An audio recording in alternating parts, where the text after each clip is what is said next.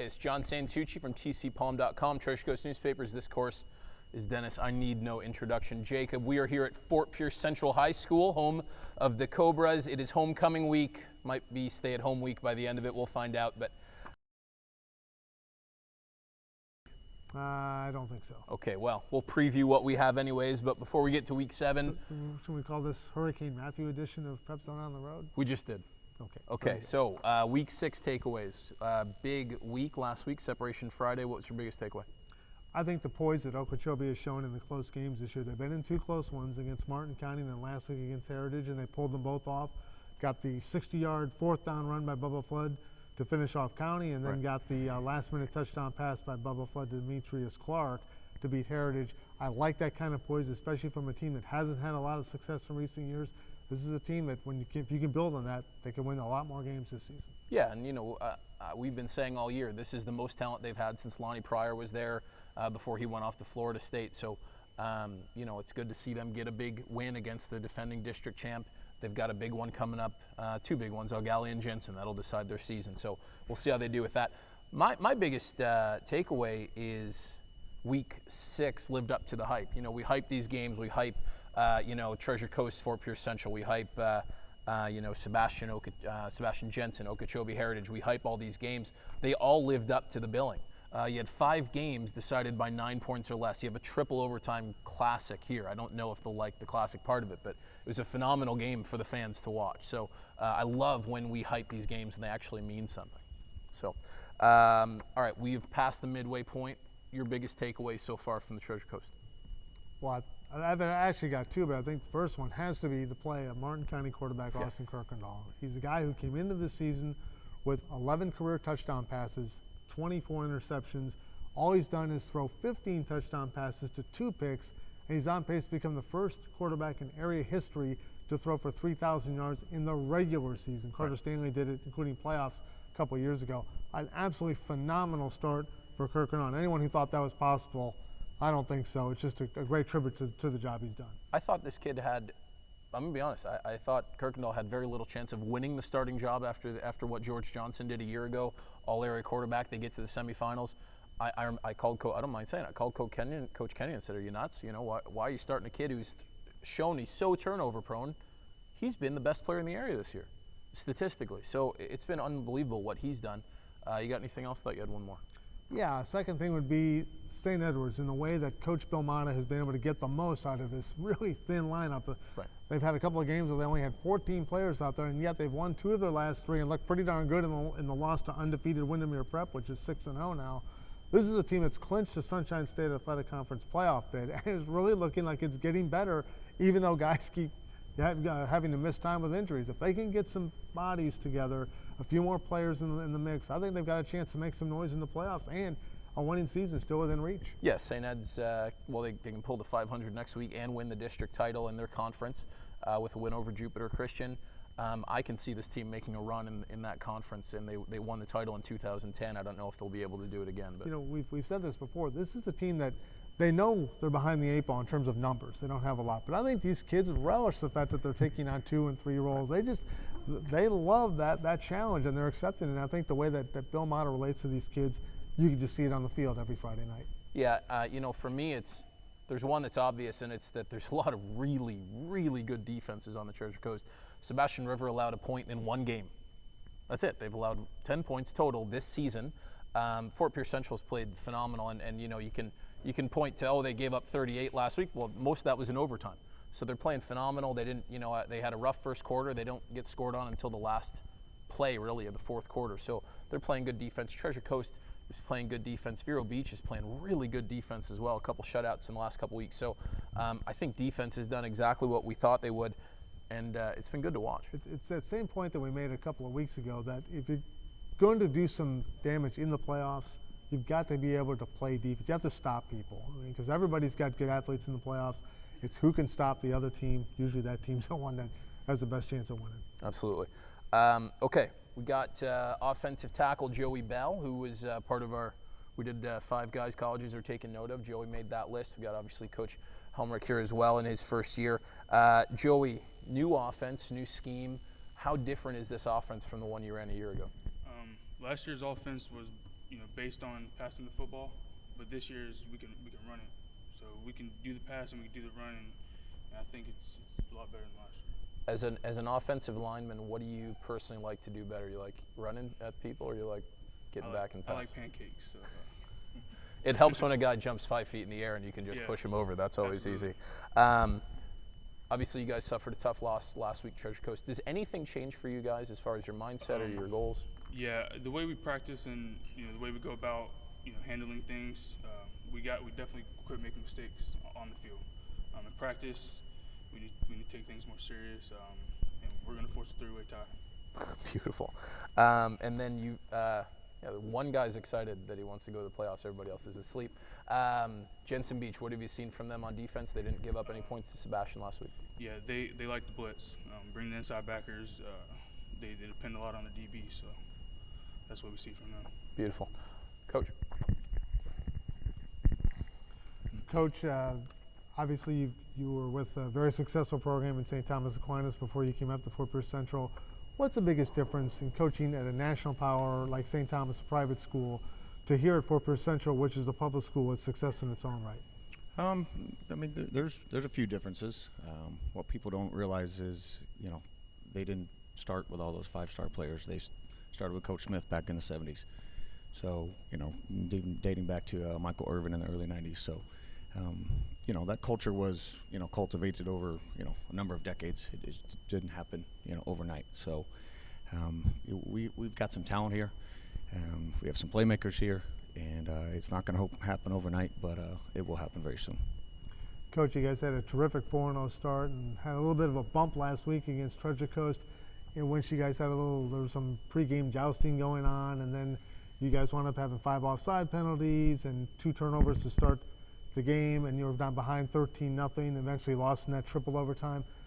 Most kids seem to be able to grasp X's and O's. How tough is it to coach composure and focus when you're playing a rival? I mean, that's exactly it. These guys are great at picking up X's and O's.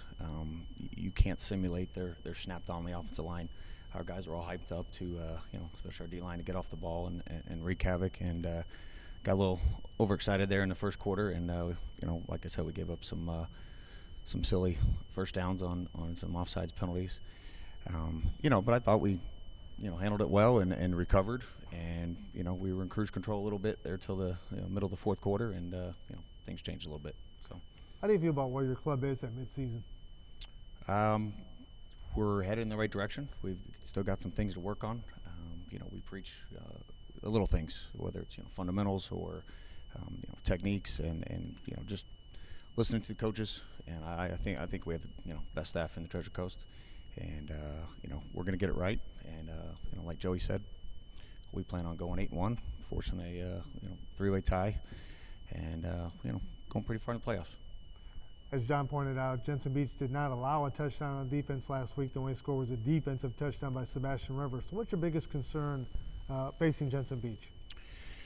Well, as Joey said, they like to bring it. Play a lot of man coverage. Their DBs are pretty good. I'm sure what's one of the better athletes in the area. And I think we just have to go back to being able to run the ball a little bit and getting the ball to our playmakers, because we have a bunch of them. Coach, thank you. Thank you. Let me ask you one more, actually. Neither of you guys. Does anything change? I mean, you lost the game and you're 0-1 in the district, but obviously nobody's like, hey, we're conceding the district to Vero. Our goal is to be number 2 in the district. So has anything changed at all for you guys, even with that loss? No, I mean, not really. Our goal, we talk about all the time, just going 1-0. So, if we do that each week, we're still in the same position we would have been, last week. We did make it a little bit tougher for ourselves. But I think the focus might change a little bit, from these guys behind me.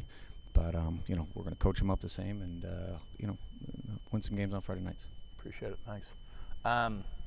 Where do you see this team? I think I jumped ahead on our schedule here, but where do you see this team after the first half of the season? I don't think there's any cause for concern here. This has been a team that's been pretty efficient for the most part. Has been terrific on defense, has scored a ton of points on offense. I think if they can continue to build on each game, I think this team is very capable of going to the Citrus Bowl on October 28th and handing Vero Beach a loss. I agree with you. I don't think that if you're hitting the panic button, you're not understanding what this team was trying to do. Nobody in this district, in any district, hopes to finish number 2. That's not the goal.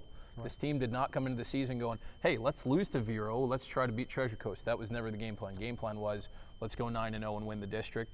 Like Coach said, they want to go 8-1 now. If you're a Central fan, I don't think you need to be worried right now. They lost a very close game with Treasure Coast. Going to get upset. There was definitely some questionable calls late in the game. So I don't think there's any reason to hit the panic alarm though at this point. I will say, I think you find out more about a team after it loses a game. How do they respond? What can they do to get things back on a positive note? It'll be interesting to see how they do it. Well, and last year, you make a great point there. They go to American Heritage, game that I thought, okay, let's bounce back, and they absolutely got squashed last year. And they just didn't seem like they were mentally where they should have been. So we'll see how they respond against Jensen if they get to play that one. We'll find that out. Okay, let's go through week 7. Westwood Okeechobee. How do you see this one playing out? Oh, they're awake. I think the Brahmins have a lot of confidence now after that late win last week against Heritage. While Westwood is still trying to find itself at 1-4, they are coming off a bye week, so perhaps they'll be a little bit more efficient this week. But I look for Okeechobee to win this game 31-15. One of the Okeechobee coaches I was talking to on Saturday said Westwood has all the pieces. You just don't want them to figure it out against you. I do think Westwood will be a better team. That week off has to help. I do think Okeechobee, though, is right where they want to be after that win. I think they win this one 31-17. I think that I think Bubba Flood's just going to be too much there. Martin County and now St. John Paul II out of Boca. How do you see this one? The former Pope John Paul II. Martin County has won 5 in a row, while St. John Paul has 1-5. And really, I'm not really excited about this game because, frankly, I'd rather have Martin County playing these guys behind me, Fort Pierce Central, which is a rival for so long, than playing a 3A team that they should have no problem beating. Pope lost 50-14, I think it was, to Cardinal Newman a week ago, and I look for Martin County to roll 52-7. If they play this game, it will be ugly, and it'll be ugly quick. The only thing that will keep Martin County from scoring 60 is that they'll have a running clock in the second half, so I think it'll be 52-7. I just don't see this being competitive at all. Centennial South Fork. Can Centennial get something going on offense this week? No, you'd like to think so, but they've been shut out 4 consecutive games, and that's always a tough thing. The longer that streak goes on, the tougher it gets to break through. South Fork reeling from a Martin Bowl. I'm sure they thought they should have won. 31-28 lost to Martin County. This is a bounce-back game for South Fork. I'll look for the Bulldogs to win 42-7. So they do score. Centennial will get on the board. Hopefully. I agree with you on both things. I think South Fork's going to be very upset, and I think you're going to see one of those big Stone Lebanowitz games. I think he's just going to air it out. I think it's going to be 45-6. I just think it's going to be a long night for that Centennial secondary. Bayside at Sebastian River. Sebastian hasn't been scored on in a very long time. Does it change this week? No, it does not. In fact, I think you can make the case this is one of the biggest mismatches in Florida this week. Bayside's 0-5, has lost, I believe, 18 in a row. Sebastian River 5-0, 4 shutouts. Incredible start on defense. They continue at 45-0.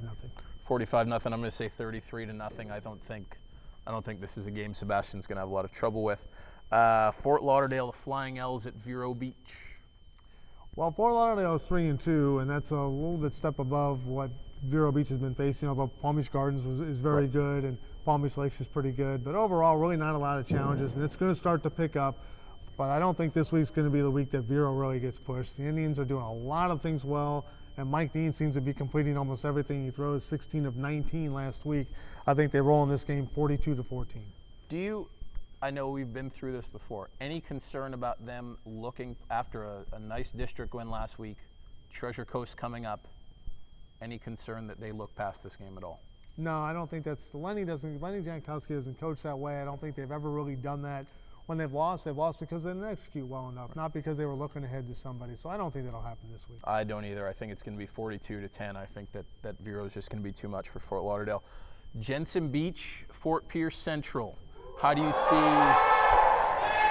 do the Cobras have that bounce back game that they're looking for? I believe they do.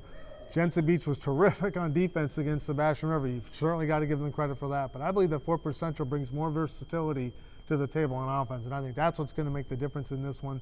The Cobras are going to be able to move the ball and score, and their defense will throw some wrinkles at Jensen Beach. I think Fort Pierce Central wins this game 24-13. I think Sebastian River did exactly what everybody expected them to do. They ran the ball on first down, then they got to second down, and they ran the ball, and then they got to third down, they ran the ball, and then they kicked. I mean, that's what they do. They don't always punt. I don't want to make that clear. Sometimes they get first downs. But I think you're going to see a much different offense out of Central than what Sebastian River gave Jensen Beach last week. I think it will cause some problems. This team's a missed field goal away from being undefeated. So Dan Vaughn's looked pretty good at quarterback. I think he's going to give Jensen Beach some problems. I think this one's going to be 31-7, Fort Pierce Central, and I think that they're going to be angry about last week. Buddy, come here real quick. Bring my son in here. I'm going to let him make his pick for the first time, his inaugural pick. What's up, buddy? Okay, so Cobras, Falcons, not the Falcon from Avengers. Falcons. Who do you think wins this one, Cobras or Falcons?